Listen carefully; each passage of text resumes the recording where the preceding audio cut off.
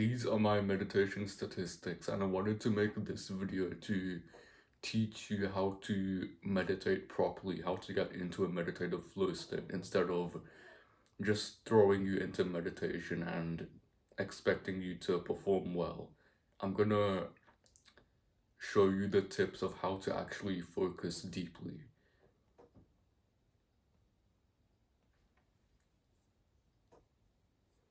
The first point that I've written down is to focus on the details.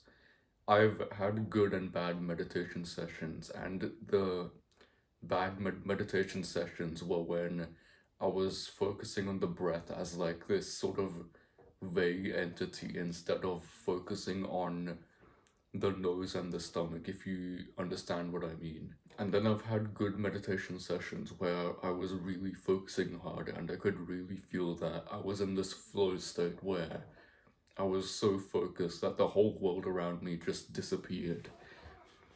You need to actually be focusing on the breath, like with all of your focus, focusing on every detail of the nose, every detail of the stomach.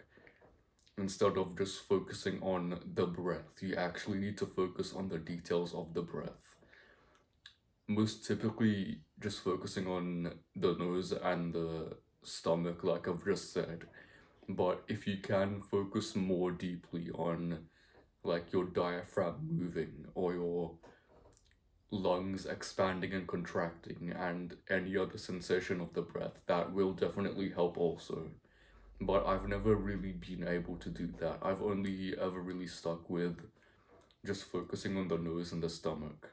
I've always noticed that I've realized that I've lost my focus and that I am in thought faster when I have put that effort into my focus. And the next point I've written down is strong from the start. And what I mean is there have been meditations that I've done where I set the meditation timer down and then the first thing I do is get lost in thought, which is the wrong thing to do. I remember, and this has like began happening after I've gotten like 2 years of meditation done.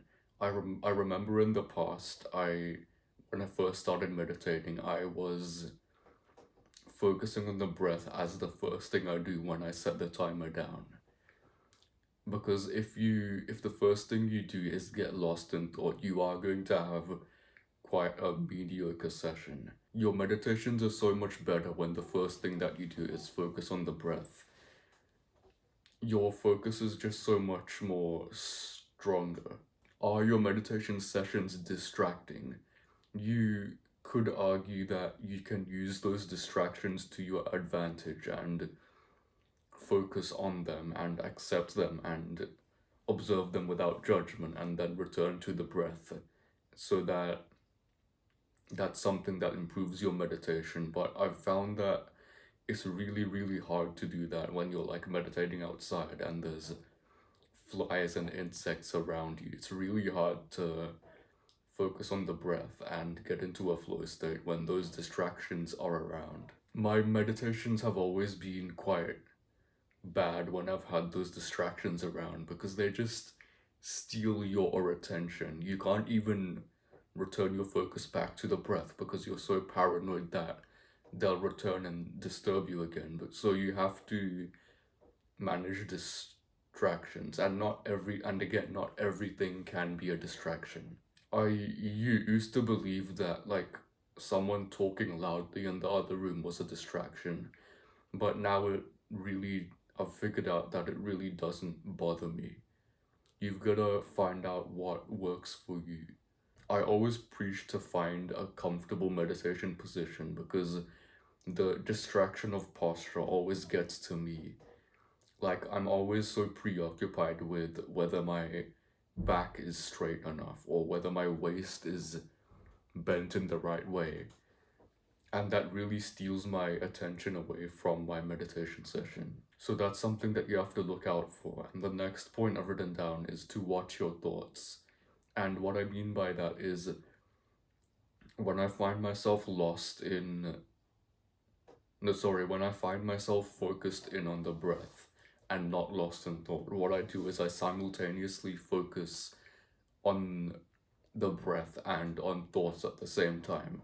So I'm able to notice and be aware when those thoughts do arise and not get lost in thought of them, not allow that train of thought to take me away and return the focus back to the breath. And I found that that really puts me into a flow state. That's like all I'm focused on. You can also use sensations to your advantage during meditation. Like if you get an itch and you choose to observe that without judgment and try not to give into the urge to touch it and disturb it, that really puts you into a flow state. Or what I get is like discomfort in my eyes. That puts me into a flow state. You can use all of these sensations to your advantage to put you into a flow state.